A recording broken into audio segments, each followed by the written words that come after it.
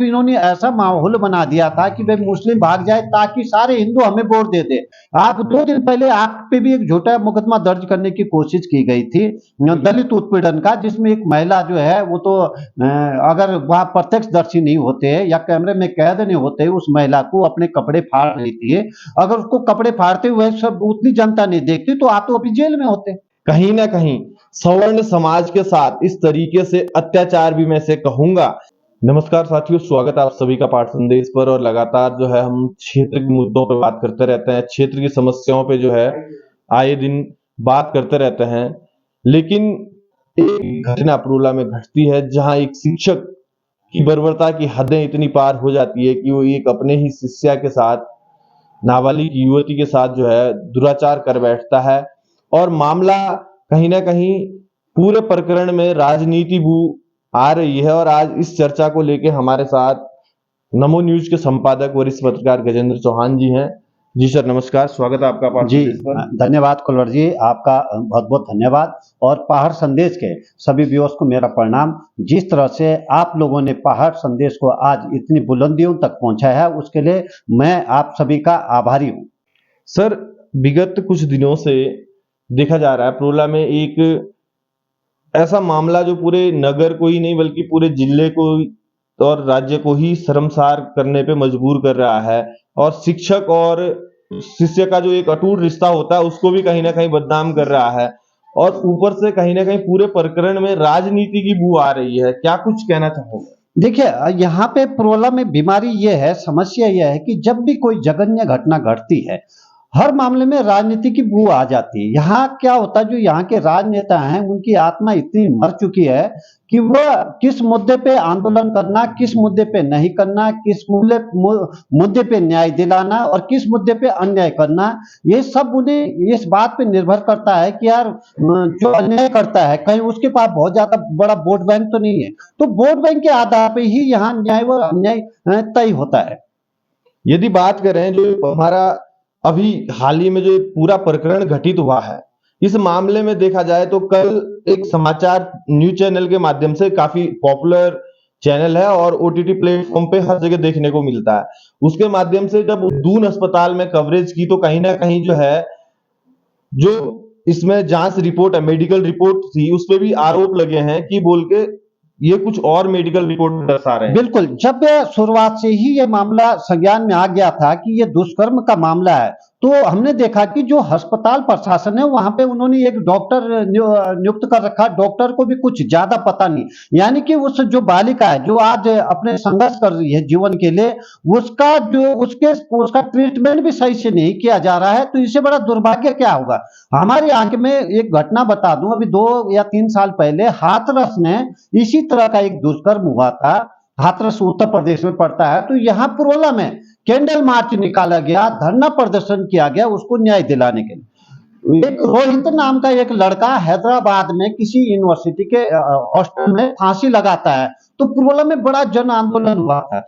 और ऐसे नहीं, कई जगह पे इस तरह के जघन्य जो भी दुष्कर्म हुए पुरोला में अग्रणी यहाँ के लोग कैंडल मार्च निकालते हैं। मैं कई बार कवरेज कर चुका हूँ कैंडल मार्च यहाँ पे, जब भी कोई बलात्कार की घटनाएं होती हैं, निर्भया केस हो, दिल्ली का चेक, हर मामले में लेकिन जब जब ये कोई पहला मामला नहीं है पुरोला का कि आज किसी के साथ दुष्कर्म, यहाँ जब भी दुष्कर्म के मामले होते हैं यहाँ के नेता ऐसे गायब हो जाते हैं जैसे गधे के सींग गायब हो जाते हैं, उसी तरह गायब हो जाते। मैं यहाँ के नेताओं की जरा मैं करनी और कथनी पे फर्क दिखाता हूं कि 1 वर्ष पहले यहाँ एक प्रकरण आया था जिसे संज्ञा दी गई थी लव जिहाद। ये मैं खुलेआम बोलता हूँ कि भारतीय जनता पार्टी के नेता थे, बड़े बड़े बयान दे रहे थे, और जो मुस्लिम व्यापारी थे यहाँ के, उनको अपने प्रतिष्ठान 1 महीने तक बंद रखने पड़े और कुछ तो भागी गए यहाँ से। उस समय भी हमारे द्वारा ये प्रसारित किया गया कि ये झूठा है, कोई किसी को खतरा नहीं है। हमने जगह जगह जो मुस्लिम थे उनके बीच गया, उनको दिखाया था हमने, लेकिन एक इन्होंने ऐसा माहौल बना दिया था कि भाई मुस्लिम भाग जाए ताकि सारे हिंदू हमें वोट दे दे। लेकिन ये जो इस तरह की जो ये राजनीति करते हैं, अब जब अगर ये मामला उल्टा होता कि क्या करे, जिस बालिका के साथ, जिस बेटी के साथ ये दुष्कर्म हुआ वो अगड़ी जाति से संबंधित है और जो दुष्कर्म करता है वह अनुसूचित जाति से संबंधित यानी तथाकथित दलित जाति से संबंध रखता है। तो अगर ये उल्टा होता तो यहाँ पे सड़कों पे आंदोलन होता, जन आंदोलन होता। अगर यही बालिका अगर दलित होती, तथाकथित दलित होती, तो बहुत बड़ा आंदोलन होता है। तो इस तरह आपने देखा कि आपके ये जो दलित वाली जो यहाँ पे ये पुरलाई में नहीं है, पूरे देश में इस वक्त है। आप 2 दिन पहले आप पे भी एक झूठा मुकदमा दर्ज करने की कोशिश की गई थी दलित उत्पीड़न का, जिसमें एक महिला जो है वो तो अगर वहां प्रत्यक्षदर्शी नहीं होते या कैमरे में कैद नहीं होते, उस महिला को अपने कपड़े फाड़ रही थी, अगर उसको कपड़े फाड़ते हुए सब उतनी जनता नहीं देखती तो आप तो अभी जेल में होते। बिल्कुल, ये बड़ा दुर्भाग्य है। ये हम चाहे अपने पुरोला विधानसभा का कहें या इस क्षेत्र का कहें, कहीं ना कहीं सवर्ण समाज के साथ इस तरीके से अत्याचार भी मैं से कहूंगा। जो घटना आप मुझे याद दिला रहे हो, मैंने अभी अपने चैनल के माध्यम से अपने साथ हुए घटना को कोई भी जिक्र मैंने इस चीज का नहीं किया है कि किस प्रकार की घटना थी, किस तरीके का पूरा प्रकरण था, लेकिन जिस प्रकार से जनप्रतिनिधि इस मामले में कूद रहे थे और राजनीति कर रहे थे, एक ओछी राजनीति हम इसको कहेंगे कि आप एक निर्दोष व्यक्ति को फंसाने का प्रयास कर रहे थे। तो इस घटना पे यदि हम आपको बताएं तो किस तरीके का वो मंजर था और किस तरीके से एक जनप्रतिनिधि ये कहते हैं कि तुरंत मामले का संज्ञान लो, एफआईआर दर्ज करो और इनको अंदर करो, कस्टडी में लो। मैं आप ही के साथ नहीं, ऐसी घटनाएं मेरे साथ भी हो चुकी हैं। आपकी घटना का हमें तो संज्ञान बाद में पड़ा, जब ये मामला उनको जब वो बैकफुट पे आ गए थे, जो आपको फंसाना चाह रहे। तो अब मैं मूल मुद्दे पे आऊं, जो इस बालिका के साथ जघन्य अपराध हुआ है। तो देखिए कल क्या था कि जब भी कुछ इस तरह की अपराध होती है, आम जनता सड़कों पे आती है अपराधी के खिलाफ। लेकिन बड़ा ये जब मैं परसों जब ये घटना हमें पता चली, तो उस समय मैं भी अंदर से व्यथित था, मैं इसकी कवरेज नहीं करना चाहता था। तो इस बीच मुझ पर कुछ नेता आए, कुछ वो मतलब बड़ा विचलित करने वाला सवाल आता है यहाँ पे कि लोग ऐसे अपराधी के खिलाफ में जाकर। दूसरा क्या हो रहा है कि अब आगे नगर पालिका के चुनाव आने वाले हैं। असली बात जो यहाँ के नेताओं को सांप सूंघ गया, वो इसलिए अब जो ये कुकर्मी है, मैं कुकर्मी कहूंगा इस शिक्षक को, ये अनुसूचित जाति से संबंधित है। और एक धारणा है भारत में कि जो अनुसूचित जाति का वोट है वो एक तरफा चलता है।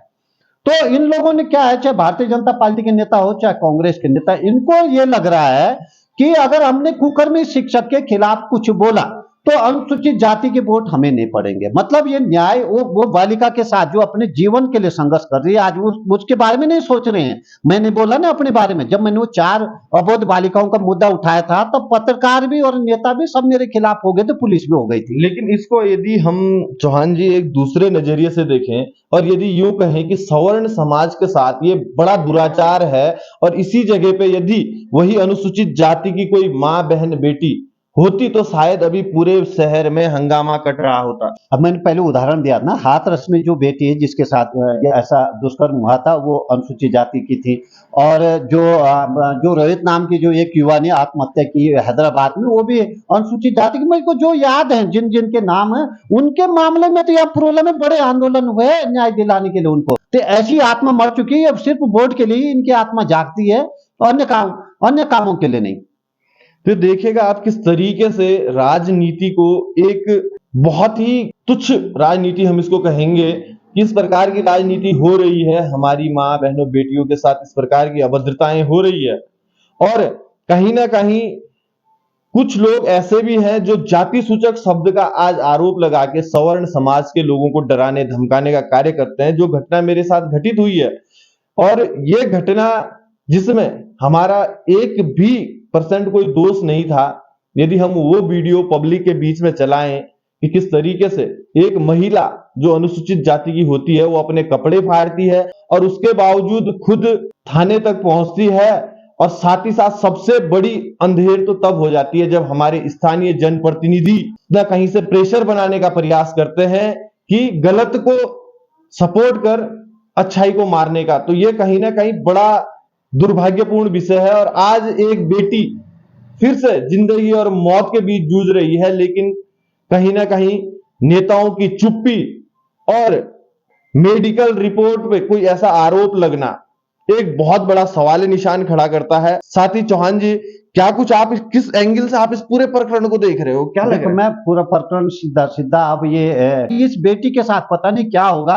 अगर हम लोग इसका मुद्दा नहीं उठाएंगे तो इस बेटी के साथ न्याय नहीं मिलेगा, बाद में इस पे प्रेशर पड़ेगा और ये कोर्ट में जो ये अभियुक्त है, जो ये कुकर्मी है, इसको पहचानने से इनकार कर देगी। ऐसा होता है यहाँ पे।